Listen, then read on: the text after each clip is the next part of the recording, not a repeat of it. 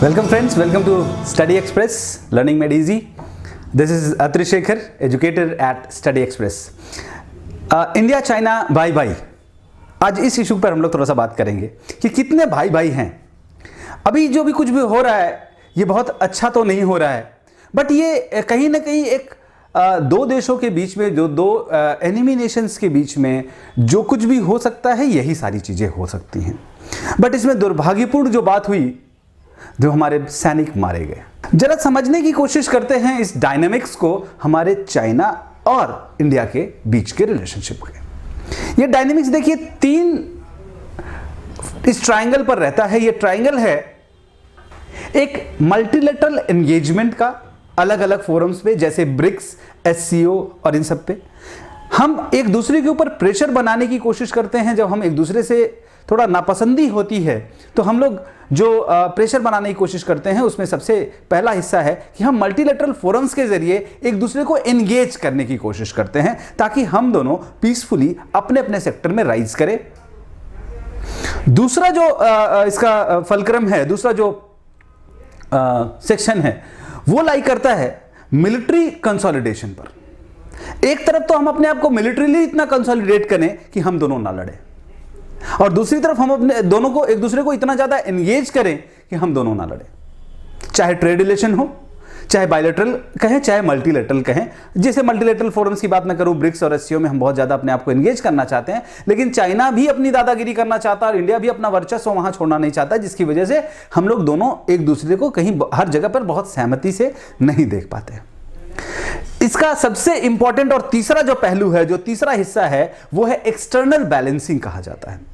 External balancing का मतलब होता है दोस्तों कि किसी और देश से ऐसा रिलेशन बनाना कि इस देश पर प्रभाव पड़े।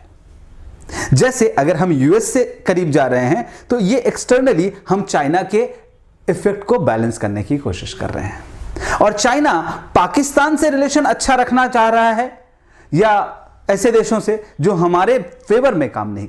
नेपाल भी इसी तरह के एक्सटर्नल बैलेंसिंग यूज कर रहा है। तो ये तीनों फलक्रम बारी बारी से यूज किए जाते हैं एक दूसरे के ऊपर प्रेशर डालने के लिए। अभी तक कुछ सालों से हम लोगों ने जो पहला फलक्रम है उस पर फोकस किया कि हम लोग मल्टीलेटरल एंगेजमेंट्स के जरिए अपने आप को इतना एंगेज के रखें कि हमारा ट्रेड वॉल्यूम बढ़ता रहे। ट्रेड वॉल्यूम बढ़ा, बहुत तेजी से बढ़ा, और $95 बिलियन से ज्यादा हो चुका है, और हम लोग के टारगेट्स और भी थे, लेकिन ये हमारे फेवर में नहीं था कहीं से भी। ये चाइना के फेवर में था। हमारे बैलेंस ऑफ ट्रेड हमारे फेवर में नहीं था, यानी हम इंपोर्ट ज्यादा करते थे और एक्सपोर्ट बहुत कम करते थे। कुछ कॉपर, कुछ कॉटन, कुछ ऐसे मिनरल्स हम लोग सिर्फ एक्सपोर्ट करते थे, और इंपोर्ट में हम सब कुछ ले रहे हैं, दिवाली के दिए तक हम वहां से लेते हैं। तो कहीं ना कहीं वो बेचने में ज्यादा उस्ताद निकले। उन्होंने बहुत सारे ऐसे ट्रेड बैरियर्स अपने देश में लगा रखे हैं कि हमारा प्रोडक्ट वहां जाके बिक ना सके। हम ओपन मार्केट में बिलीव करते हैं, और हमारे यहां उनका सारा प्रोडक्ट इजीली बिक जाता है। तो कहीं ना कहीं ये तीनों फलक्रम्स का बैलेंस और इम्बैलेंस ही ऐसे सिचुएशन पैदा करता है।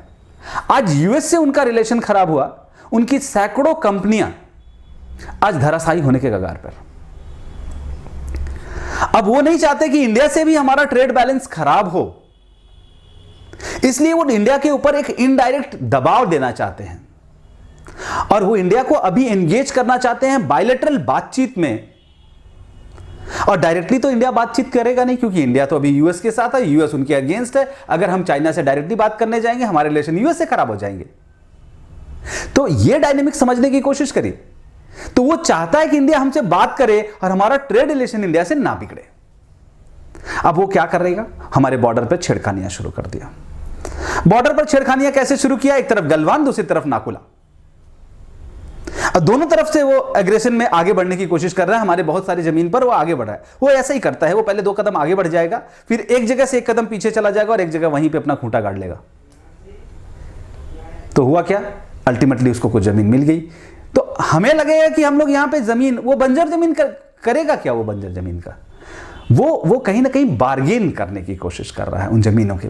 आज हमें वो जमीन नहीं चाहिए, लेकिन अगली बार जब हम फिर बात करने जाएंगे तो हम उस जमीन की बात करेंगे, फिर वो बार्गेन करेगा। ये उसकी एक टेक्निक है, बिजनेस टेक्निक है। वो सिर्फ हम ही से नहीं लगा हुआ इस समय, वो बहुत लोगों के साथ तिल मिलाया हुआ है कि वो लोग रिलेशन ना खराब करें। उसका प्रोडक्ट साउथ ईस्ट एशिया में सबसे ज्यादा बिकने वाला प्रोडक्ट्स थे। वो ताइवान से पंगे ले रहा, ताइवान के एयर स्पेस को वायलेट किया उसने। मलेशिया और वियतनाम, उनके वाटर स्पेस का वायलेशन किया। अभी कुछ दिन पहले उनकी शिप्स देखी गई। जापान के फिशिंग शिप को उसने वो किया, दौड़ाया। सेनकाकू आइलैंड पर वो बवाल किए पड़ा हुआ है। तो कहीं ना कहीं ये चारों तरफ से, या साउथ चाइना सी को देख लें तो बड़ा बवाल तो है ये, वो पूरा 75% साउथ चाइना सी अपने कब्जे में लेने की कोशिश कर रहा है आज के डेट में। तो वो चारों तरफ से इस तरह से कर रहा है, इसका मतलब वो खुद तिल मिलाया हुआ है। डोमेस्टिकली उसकी हालत बहुत खराब है। अब अपने डोमेस्टिक इकोनॉमिक कंडीशंस को इंप्रूव करने के लिए, चीजें हाथ से ना निकल जाए पोस्ट कोरोना, तो उसने सबसे पहले कोरोना पे काबू करके इन सब चीजों पर एक्ट करना शुरू कर दिया है। अभी उसने जो लेवरेज दिया मिलिट्री कंसोलिडेशन पर। अरे उनकी मिलिट्री क्या लड़ेगी यार? 50 साल से उसने एक वॉर नहीं लड़ी, एक अच्छा प्रैक्टिस उसने ना करा होगा, वो क्या लड़ेंगे? उनको लड़ना तो आता ही नहीं है। तो उनको भी पता है कि हमें लड़ना नहीं है। और दो न्यूक्लियर नेशंस इतनी आसानी से छोटे छोटे इश्यूज पे लड़ नहीं जाते हैं जब तक कि कुछ बड़ा ना हो जाए, क्योंकि न्यूक्लियर डिटरेंस काम करता है वहां पर। हम रेस्पॉन्सिबल न्यूक्लियर नेशंस हैं। वो P5 का मेंबर है। इतना आसान नहीं है उनका इस तरह से किसी भी लड़ाई में इन्वॉल्व हो जाना। हमें एनएसजी में रोक सकते हैं, हमें P5 के हमें परमानेंट मेंबरशिप से यूएन के रोक सकते हैं, लेकिन वो अपने आप को इस तरह से कभी भी वॉर में नहीं डालेंगे। ये वॉर में आने का सिचुएशन जो बना है, ये कहीं ना कहीं व्यापार के बार्गेनिंग पावर को बढ़ाने की बात हो रही है। लेकिन हमारे यहां भी लीडरशिप बहुत स्ट्रांगली रिस्पॉन्ड कर रही है और साफ साफ उनको कह दिया। इवन हमारे BSNL के जितने इक्विपमेंट, चाइनीज इक्विपमेंट थे, उनका यूज करना हमने बंद कर दिया। 100 से ज्यादा ऐसी कंपनियां हैं, कुछ उसमें से स्टेट ओन्ड है उनकी, उन पर हमने अच्छे सैंक्शंस लगा रखे। तो कहने का मतलब ये सब हम ना करें, इसीलिए वो बार्गेनिंग टेबल पर बैठने की कोशिश कर रहा है।